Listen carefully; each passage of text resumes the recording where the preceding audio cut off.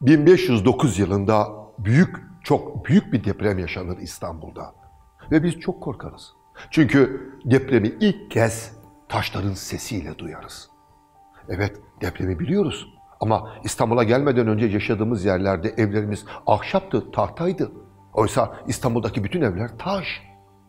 Öyle korkarız ki yeniden ahşap ev yapımına döneriz. Asıl tehlike ondan sonra başlar.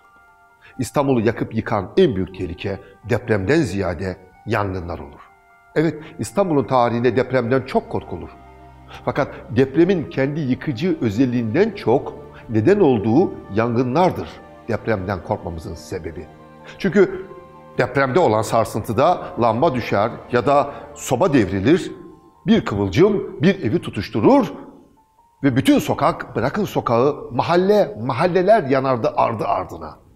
Bu yüzden depremden çok korkulur. İtfaiye Teşkilatı yani tulumbacılar kurulmadan önce İstanbul'da alınan ilk deprem önlemi 3 maddeydi. Madde 1. Her evde içi su dolu büyük bir fıçı bulundurulacak. 2. Her evde çatıya kadar uzanan bir merdiven bulundurulacak. 3. Yangın çıktığında hiç kimse mahalleden kaçmayacak, sayım yapılır. Çünkü herkes kaçarsa yangını kim söndürecek? Ve tulumba teşkilatı kurulur. Öyle ki yangının daha iyi görülmesi için kulelere çıkarız. Galata Kulesi, Beyazıt Kulesi yangın gözlem yeri olarak hizmet eder İstanbul'a yıllardır.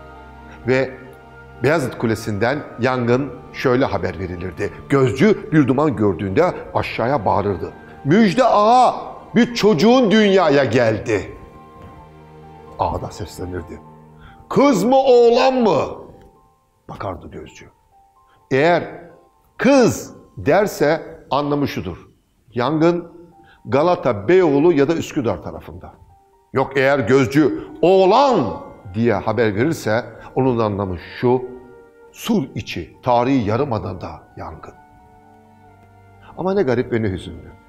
Yangını haber vermek için bile kız çocuklarını dışlıyormuşuz. Yani şehir dışındaysa kız, şehir içindeyse erkek.